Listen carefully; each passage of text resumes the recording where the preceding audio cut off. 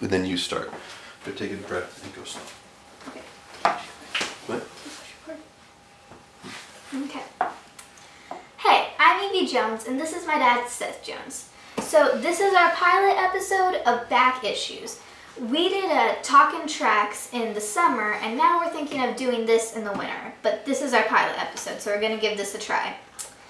So... What, you want to talk about the concept? The Yeah. high-level concept that I gave you? So the concept is that we are going to talk about Dad's backstories on his comics that he's got. Some of his comics. Yeah, some of the comic books that I feel have a little bit of an interesting story. And I know maybe it's just interesting to me, but maybe if you find them a little bit interesting, I'd be happy to share the story with you. And if no one watches, that's fine. As long as me and you have fun. And I mean, we can do 1 episode or 10 episodes. I don't care. So we'll see how it goes. Yeah. So, what do you think? Should we talk about the first issue? Yeah, go ahead. Okay. So this is the first one I wanted to show you.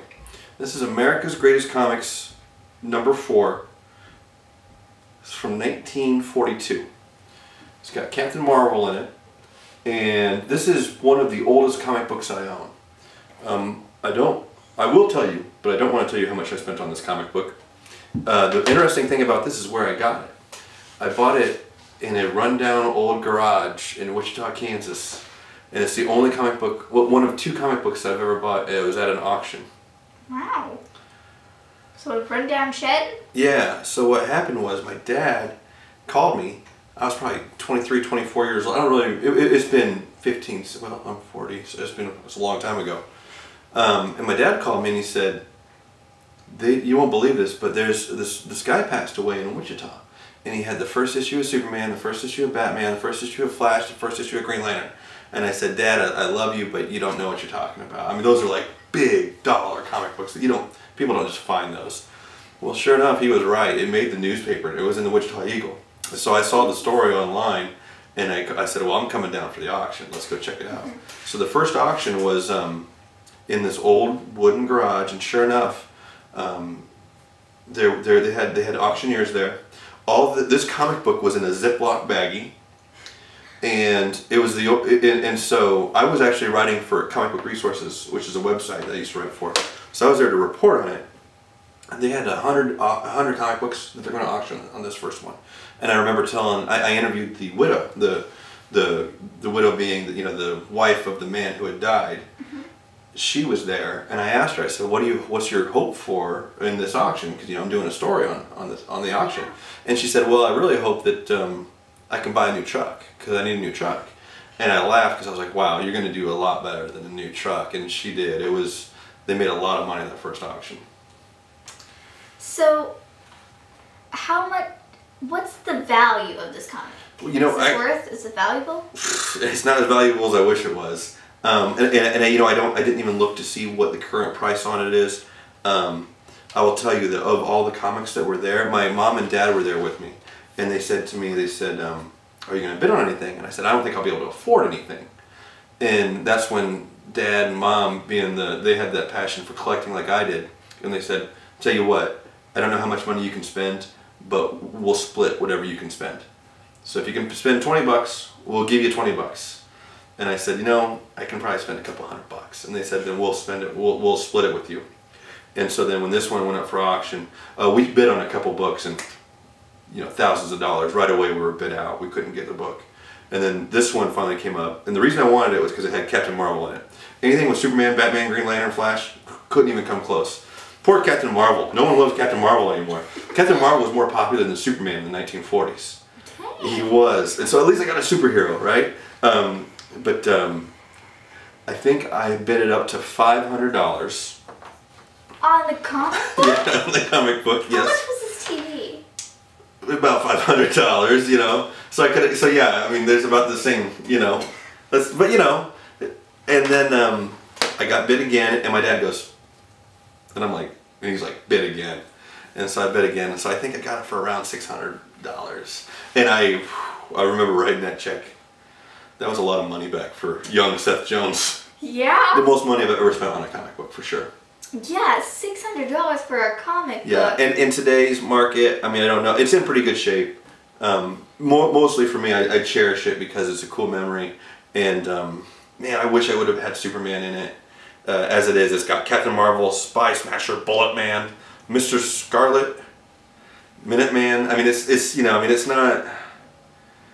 There's no rock star superheroes in this book, but I'm glad I got something. But when I bought it, by the way, it was in the Ziploc baggie, and then I paid money. I paid more money.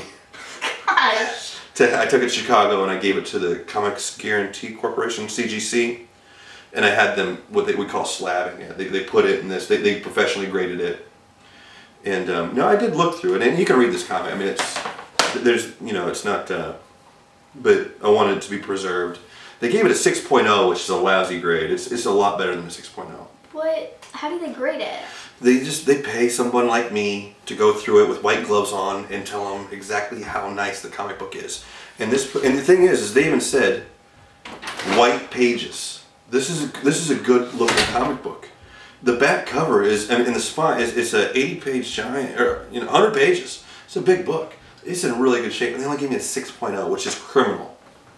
I should almost take it out, but I don't want to pay to slab it again. Yeah, really. Yeah, but and so then after that, so I did write the story. Somewhere online, the story's still out there. I got photos of the auction and everything, and I think at that first auction, she made like $150,000. Dang, she could get more than a truck. Yeah, and then they did the second auction. And the second auction wasn't in, they saved the good books, like the first Superman and first Flash, that was in the second auction. That one was at the Marriott. They had like, police there, there were people on the phone, bidding. It was the real deal. And at that auction, I did buy another comic. I bought Popular Comics number 84, featuring Smilin' Jack. Who's Smilin' That's Jack? as much as I could, I don't know. He's Smilin' Jack. I paid a lot less for this one, but at that auction they made another $200,000 or something. More than I could look it up. I really don't remember off the top of my head, but it was phenomenal. The books she sold and how much it was. Jeez, so he just the guy who passed away, he just had them? Yeah, he had them in a trunk in his house all his life, and I think that he must have known what he had because they were pretty well preserved books. Everything was in pretty good shape. But he passed away without ever doing it, and I don't know what his lifestyle was like, or if he had money or not. I mean, when I described the ramshackle garage, I mean, it's just like he lived in a property, out in rural Wichita. It was nice enough, but yeah, I mean, he had $250,000 of comic books in his closet. Wow. Yeah. So, you like Captain Marvel, right? Like, this was a good comic to bid on? No, I don't like Captain Marvel. This is the only comic book I can afford. It was literally, I think this was like the second or third cheapest comic that went for sale that day. So you just got it because I just wanted something to say I got it. You wanted something from the auction. I wanted to not just be a spectator. Okay. Yeah. Now, and like I said, I was young at the time. And at the end of the day, like I said, it's got Captain Marvel in it. I'm happy for that. And I'm happy to own it. Was it a great investment? Probably not. $600. I mean, I see them on eBay every once in a while in this condition, which is better than a 6.0, by the way. They could probably sell for maybe $1,000. But the problem is, there's no one really collecting Captain Marvel right now. No one's like, oh, I gotta have an early appearance of Captain Marvel. I gotta have an old appearance of Bullet Man. No one knows who these characters are. These are all old past characters, so that's the problem. So, like, if you sold it on eBay right now, nothing would really happen? I might be lucky to get my money back. If there's some old guy out somewhere who still loves Captain Marvel. I don't know if that person's out there. He may have passed away. Yeah, a long time ago. But I love it. I think it's a cool comic. That is cool. Yeah. It's cool that Nani and Papa let you bid on that. Yeah, it was cool that they were collectors too. They thought it was cool. Thought it was cool to buy $600 for a comic book at an auction. I remember. I think my dad put on his credit card, and I wrote him a check for $300. Yeah. Okay. And I was like, I don't know how I'm gonna make my car payment this month. Yeah. Yeah. Were you married to Mom then? Oh no, I was young. I still had dark hair back then. I'm telling you, I was a young professional. I was like 23 years old or so. just getting it started. Wow. Well, I hadn't even met Mom yet. Yeah. This was a cool story to tell about Smiling Jack. Yeah. Sorry about Smiling Jack and tearing the Pirates. But you know, it is what it is. I got 2 books. There it is. They got the sticker on it. I was buyer number 22. I had a little thing. I was going like this. Yeah.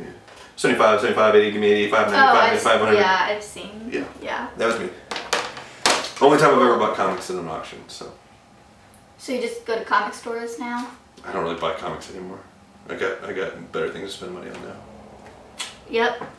Well, thanks for talking about this experience. How? Yeah, I'm glad I got to tell you the story. I mean, it's different, that's for sure. It's different. So if you know, now you know that what do me a favor and don't sell this at the garage sale. If I disappear one day, if Mom has this in the garage sale, say maybe we keep that one and then sell it on eBay. Just put it in a box. Just keep it there for now. Well, thanks for talking with us. Yeah, my pleasure, sis. Thanks for doing it. Yeah. Well, thank you for watching, and you've been watching the pilot episode of Back Issues. I'm Evey Jones, and this is my dad, Seth Jones. Thanks for watching.